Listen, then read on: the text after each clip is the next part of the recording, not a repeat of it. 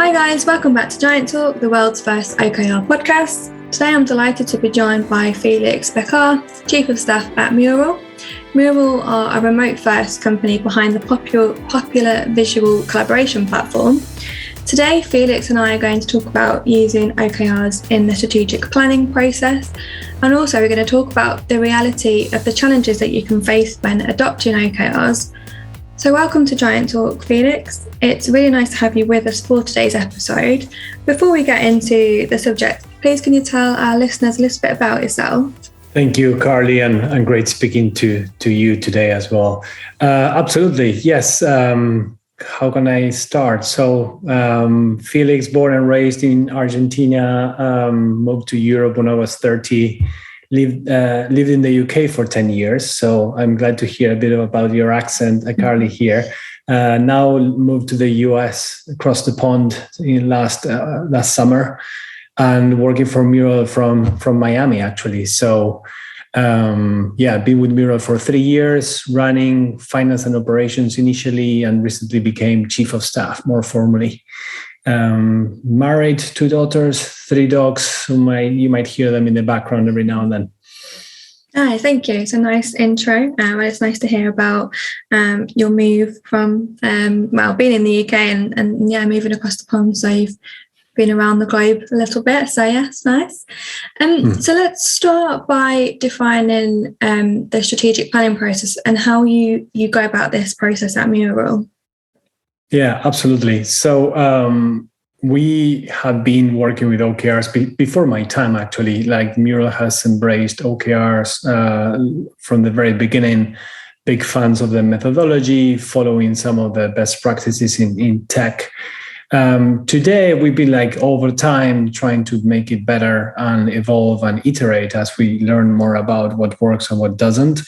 Today, what we're doing mostly at a company level is work on 6-month cycles, so H1 and H2 to be precise.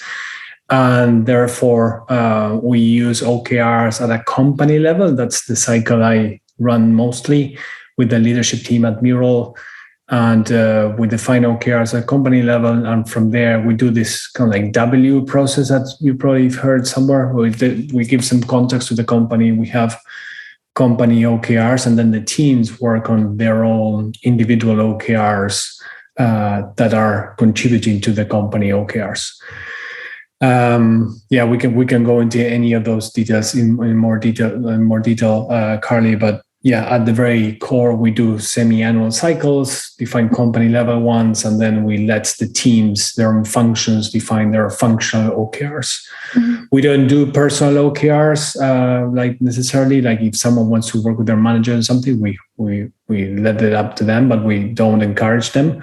So we have company and team level OKRs. Mm-hmm. It's interesting. Obviously, we get asked sometimes about the cycles. I know that there's various different ways that people work with that OKR cycle. So it's interesting that you mentioned you have the 6-month cycles.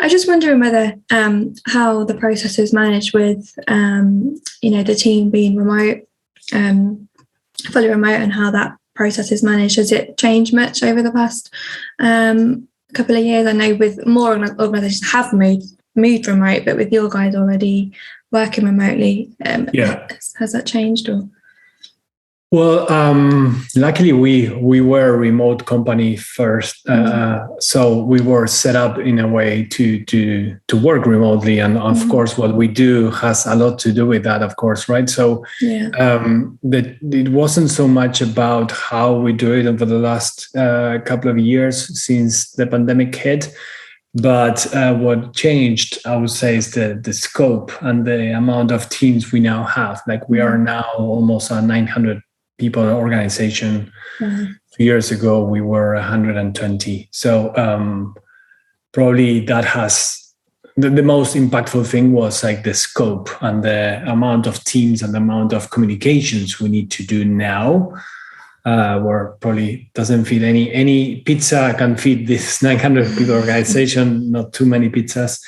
But now we need to be even more I would say, exhaustive and precise when we communicate OKRs, because it needs to reach different levels of the organization at a broader scale. So you're catering for a bigger audience in a way. So we are trying to become better at documenting more and sharing more and repeating in all hands and in written communications what we're doing, so that we ensure that everyone gets the overall vision. Mm-hmm. And just touching on, you mentioned documenting it. I know we previously spoke before, we had an intro call about software. Maybe we can just talk to, I guess, our listeners how at the moment you document your OKRs and what the plans are. I think you're maybe going through that process of looking at different software. Yes, absolutely. So of course, for the brainstorming, ideation, and things like that, we drink our own champagne. We use Mural for that. We have a lot of templates. We have a lot of best practices. We know this use case pretty well. So we have our own internal ambassadors for this use case. So of course, for the ideation, and let me take a step even back from that. We try to first start with the leadership team defining this. So the first step in the process is the leadership team not only brainstorming and collaborating, but also communicating in the shape of a written document to the organization, like repeating our vision, repeating our kind of like values and the things that always are in that document. And then we talk about our half-yearly OKRs.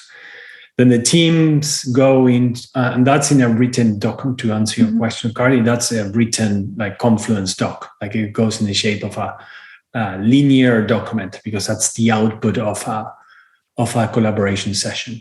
Then we start again when the teams take that input and work with their own department to craft their company OKRs, and they also do Mural for that. And the output is, most of the times, it's a written document. Some people like to use Mural also as a way to document their OKRs. We also sometimes use Koan as a tool to track OKRs during the half. So we haven't yet kind of like, we don't like enforcing things. We run very autonomous teams. So whatever works for those teams to like manage their own process, if it is Mural, if it is a written document, or if it is Koan, they can pick and choose basically. Yeah, it's good to have that option to see what works for each team. When we spoke previously, you spoke quite openly about how perfection doesn't exist, and how we live in a world whereby people are quite keen to shout about their successes, but less so about their failures. I mean, you only have to scroll on LinkedIn and see various people shouting, bragging about their successes. And I think it's always nice to hear about that, but also you want to hear about where people have failed and how they've overcome those failures. Can you just sort of share your thoughts on that conversation that we had with our listeners? Yes, thank you, Carly. Yeah, so what I always mock around or like make jokes about is that I hear, maybe it's the wrong people I follow on Twitter and LinkedIn and others, but I see all this buzz around waking up at 4 a.m., meditating, working out, reading international newspapers, answering emails, making breakfast for your kids, and ready to go at 7:30 or something. I was like, there's no way in the world I can be able to do that. And in a way, I kind of like look at that and say, okay, there's probably like, of course, everyone has their own habits, but I don't see enough of the other side of what I would say more reality about like, okay, I just want to sleep a little bit longer, or I went out for a drink last night with a friend and I'm waking up a little bit later today, or my kids, like the drop off of the kids in the morning is a real mess. Like if our house is a mess. So I always make the joke that in personal, but also in business, we don't talk about our failures enough. And I think that sometimes sends the wrong message to the younger individuals, the younger generations, that they look up and say, oh, look at that CEO, very successful. He wakes up at 4 a.m. That's what I need to do to become that person. I think that's a bit of BS in my head. And because like there's many things that the leaders, some certain leaders don't share enough. And we should be sharing those to acknowledge that it's perfection is not there. It doesn't exist. Mm-hmm. Particularly for OKRs, is also the case. To answer your question, Carly, I'm sorry I went a little bit in a tangent there. Mm-hmm. But in a way, OKRs is also a system or a methodology that should help you and your teams become more autonomous, work better, communicate clear milestones, have goals. But at the end of the day, it's just one of many different ways of doing this. And if you're trying to perfect it and make it absolutely crystal like by the book, following the books of every single writer there, you're probably going to fail or going to dedicate too much time to the methodology rather than actually getting stuff done, right? So it's a fine balance of like taking what you need from the methodology, applying it in good enough way, and then getting your stuff done. But perfection is the enemy of completion. Is that the term? I always struggle with that idiom. But I guess like use it to your advantage and make it modular and iterative. Every quarter, every half, you make it a bit better. It doesn't need to be perfect from the scratch. And even us, an organization who has been in the making for more than 10 years, embracing OKRs from the very beginning, we constantly change it and make it, I hope, better, right? So, and we sometimes fail. We sometimes run cycles that drip too much into the half, and we define the OKRs maybe too late, or maybe we have binary OKR. You know that we make mistakes as well, and we need to, like, the people who are also like in leadership positions, I think, need to also share their failures. And OKRs is an example of that, as many others probably. Yeah, I don't think you'll be alone. And I guess for our listeners and me as well, and not getting up at 4:30 and making a smoothie and doing your workout. And I think, yeah, it's important what you've just spoke about and being open and honest, and failure isn't a bad thing. And we're big advocates, especially with OKRs, and testing, learning and adapting. And like you said, it's not picking up a book and thinking that that's the only way to do it. You touched on a couple of things there in terms of what I was going to ask you, but you already sort of preempted that. Next question, I think, was to talk about some of the failures when it comes to OKRs, because we might have some listeners that are just starting out on their OKR journey and potentially have read various books and looked at various articles and blogs on creating and crafting their OKRs. But I wonder if there's something, I guess, obvious out there that they maybe shouldn't do to begin with, that you've tried and maybe failed at and learned from. Is there anything there that we can pull out? Yeah. How much time do we have? 10 minutes. So absolutely. Let me try to summarize them in a few categories. So one I mentioned is the timing, right? So we talked about semi-annual cycles. Some product teams work in quarterly cycles because they have 2-week sprints, but other parts of the organization like sales and marketing or G&A have other cycles. So aligning on timing, what works for the company and works for each department, needs to be had. You need to have a conversation around it and like document it, crystallize it. Not everyone needs to follow the same cadence. Like, again, to my point earlier, I had the book in my head that said OKRs are for quarters and you should always have quarterly planning cycles. And in reality, it doesn't work like that always. So be flexible with the timing. Second, related to that, and that's learning for us, is when I was too pushy on quarterly cycles, I also wanted to have company OKRs every quarter. And sometimes the cycles of the company don't really match a quarterly cadence. So, and therefore I was pushing for, okay, 3 weeks before the start of the quarter, we need to have company OKR. So let's do a workshop, let's do a meeting with the leadership team, etc., etc. And sometimes actually it doesn't make a lot of sense to change company OKRs every quarter. So that's why we moved to this semi-annual cycle. We are now thinking about 6 months as a like big rock type of mentality, as opposed to like quarterly projects as we had it in the past.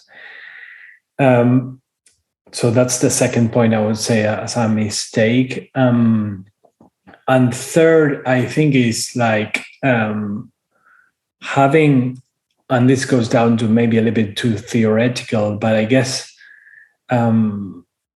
not having enough leading indicators or leading key results as measuring objectives. It's always a struggle, right? So for those of you who are really starting and thinking about, okay, I have this young company, I want to, this quarter I want to, create more traffic to my website. Okay, if I get to 10,000 monthly visitors, I'm happy. Okay, what are the things you can measure that are leading indicators to that KPI that are tied to the activities you could be creating, right? So I know we move away from activities when we talk about OKRs, but what are the things that you are doing day to day from Monday to Friday that impact something that moves the needle? Imagine my example just now, I need to create, one landing page a week. So that generates X amount of traffic, and therefore I'm closer to my key result of the quarter. Not the best example, maybe off the top of my head, but I think you get the point, Carly, where you're like getting to a specific milestone, and hires is another one, right? Hire this person or hire 3 people, hire 10 people. It's lagging, right? But getting to 3 really good candidates at final stage is a bit more leading, just something to think about. So, or having an X amount of pipeline candidates because you know how many drop out, et cetera, et cetera. So you can this can become too theoretical, but having that mentality, not only at the company level and the leadership team who might already understand how to work through this, but also at the team level, it's important. And last but not least is sticking to a framework and a methodology and just go with it. More oftentimes, like you have new joiners coming to the company and say, oh, but at Twitter we did it like this, and at Google we did it like that, and actually I come from Airbnb and we did like this. It's great, but like sometimes you end up in the too many cooks in the kitchen type of situation. So of course, take the feedback. If you're the OKR shepherd in a way, take the feedback, iterate it, improve it. But whenever you are in the process of defining the OKRs, don't challenge the process. There's another time to do that. Do a retro, do a cycle for that. But when you're actually doing the OKRs, stick to doing the OKRs. Just go there blindfolded if you want. Forget about your previous company experience. Give the feedback to the shepherd later. But once you're in the swim lane of crafting OKRs, do them. Otherwise, you're constantly going into this mentality of, oh, this is not how we did it before. Oh, this is, and you're kind of like wasting cycles around it. I'm not saying don't take the feedback. I'm just saying find the place to get that feedback, improve the process. But then once you're in the process, go ahead and do it. Yeah, it sounds a bit counterproductive, doesn't it? I think if not, absolutely, yeah. I think definitely some good points there. I actually quite liked the marketing example of the web traffic, and I think talking about obviously leading and lagging indicators is something that somebody now starting on their OKR journey is probably just starting to get their head around. So I think it's that's a good point that you mentioned, not having enough leading indicators. The website session visits, that one comes up quite a lot, doesn't it? But I think it was a good example. And I think for anyone listening, they can definitely take some good points from that as when they're starting out. You've also we spoke before, and you mentioned the mural approach, which I found quite interesting. And I just wondered whether that's something you can share with us and everyone listening. What exactly is this, and how does it work? Yeah. What does work? What it works, I think, is what I was mentioning before is written communications from the vision, the strategy down to the OKRs works. I think I'm just stating the obvious, right? But sometimes you could have a meeting in an all hands when someone is asking about, hey, so what is our strategy? Or even if you're a smaller company, you're just around the room and asking, what is the strategy? Like, refer back the people to the written doc that is the Bible for the organization, right? Wherever that is. If it is a Google Doc, if it is an email, a Word doc, whatever it is, again, trust the process, right? If the CEO, the leadership team spent time writing that up, they're probably iterating on the wording, on the language of it. That's the kind of the manifesto of the company, right? So wherever, if you don't have that written down, or if you've said it a number of times, it's in a presentation, but not really well used, and there are multiple versions of it, it becomes messy. So find the tool, find the solution that puts the thing in one place and just stick to it and refer people to that. We sometimes on Slack find that people ask questions and like, for instance, what is like this and that? And it's like, sometimes people answer the question in the thread. I'm like, it's in Confluence, right? So I sometimes that bad cop that says, this is a link, right? Mm-hmm. Or you go to Confluence and find it yourself, because in a way you want to teach people how to fish, right? So it's, if you have the process, put it out there, put it publicly and stick to it and always go back to it. That worked for us. Initially, we were a bit like more startup-y and we were talking about it, had it somewhere. But I think over time, with this, what I mentioned before of being a 900 people organization, like we want to make sure that everyone reads the same document. Two, this may be unnatural for many of you, but we're working a lot with videos as well, like sharing communications through video, right? We use Loom, but there's Vidyard, there's other tools out there. Even Slack has videos now. But to be able to communicate, instead of like having so many meetings and people spread around the world and different time zones, and sometimes when you're a global company, it's very hard to get to a same time slot. We, of course, encourage asynchronous collaboration. So we have a video of the CEO explaining the vision, right? Mm-hmm. And this is it. This is what we're doing. This is what we care, and et cetera, et cetera. And that is also pasted on that Confluence doc I've shared, I mentioned earlier, Carly, but also it's for every new joiner. Okay, they skipped that meeting because, of course, they were not in the company, but they get the 15-minute overview from the CEO of our vision. Okay. And if they need to revisit it in 2 weeks because they're new and they are onboarding, they know where to find it. So one, documentation. Two, also experiment with ways of documenting things. Like video for us is working very well. We share your screen, you have the mural there, or you share some visual artifacts that for certain people is, for most of us, I would argue, is way easier to follow. So those are the two things I would say are working very well. And of course, like having templates and kind of like frameworks to follow every single half is working for us right now.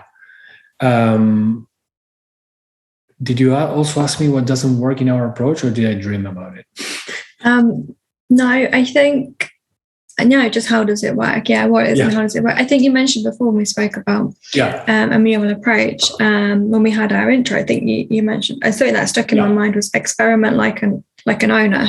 Yes, exactly. It's a line that's one of our values, indeed. Mm-hmm. And that's what I was trying to say. Like the video is an experiment. We say, okay, maybe not a very radical experiment, but we say, let's put the video, and even in our OKR template, we have publicly facing template there's a little like TV image where you can, and we're encouraging people to tell your CEO to share a video. Mm-hmm. And that's a slot in the process. So we now put it in our framework because we find it valuable for many companies and customers we use this with. So encourage the CEO to talk about, okay, not only the vision and strategy as a company, but also what is most important right now. And that should be also, I think, in the form of video. Yeah, especially like you said, how fast you've grown, to over 900 people. And I think just like you said, for new joiners, having that, the CEO talking on video, and it's not somebody that they'll probably see very, very often. So I think hearing from them, I think it's really important. And obviously, as more and more organisations move to remote working, that communication over video is, I think, it's critical. We've spoken about failures and recognising that with OKRs, it's okay to not get them right first time and not be perfect. I think you've already given a lot of advice to our listeners, but I'm just going to ask you for one, I guess, lasting tip or the biggest piece of advice for anyone starting out on their OKR journey, or maybe thinking that they've not sort of hit and not getting it right. I know it's okay to, but I think I like to leave them with one lasting tip. Just one, Carly. Okay, very difficult. It may sound a bit fluffy, but it's related to what I was talking before. It's like, think about this as a journey, right? This is even like a transformation sometimes for certain companies to think about OKRs over time. And it could involve some change management, behavioral changes, for people to really realize what you're trying to achieve. So think of this as something that will evolve over time, and you're taking one step at a time, and you're following a playbook that is used in many companies, but it needs to also help you to be better at your day-to-day. And that comes down to like individual contributors seeing the value of this, right? And absolutely buying in, not because of their managers telling them to fill out a thing, but it's because they actually think about this as an important strategic part of their roles. If you don't have the journey, I'm thinking, and this is maybe too much, but for one piece of advice, but if you have the top of the mountain clear for everyone and where you are going, show them the little gains and the little wins that each team member will have as a result of this. Because I think it's helpful for everyone in our organization to use an OKR kind of like mentality. But if they don't see the value, they will think of this as another checklist or another thing, another spreadsheet they need to fill and feel that they're being like a big brother type of thing, right? Yeah. So I think personally, I'm biased, of course, it encourages individual contributors, managers, and leadership to think more thoroughly about strategy and planning overall. And everyone needs to see the value of that from the very beginning. So start small and build on top of that every quarter, every half on top of each other. That's basically my advice. Too long-winded, maybe, Carly? Yeah, no, that's fine. No, and we can go with fluffy. I think it was it's a nice lasting tip, and I think it's definitely a journey. Probably sound biased as well as working for Therapy Giants, but it's definitely a journey, and I think it's one that I think it's an exciting journey if you're just starting out using them. But of course, you have to get people on board. Otherwise, like you said, you don't want it to just be like a tick list and here's something else that I have to do. They have to really be motivated and to see why they should be doing this. So thank you. Thank you for joining us. It's been really lovely to talk to you today and find out more about yourself and Mural and how you use OKRs, and also some of the challenges that you will, as a user, face along the way. And thank you to you, our Giant Talk listeners. As always, we'd love to hear your feedback. You can get in touch with us at growth@therebegiants.com. And thank you again, Felix. Thank you, Carly, so much for having me today, and have a great rest of your day. Thank you. Bye-bye. Bye.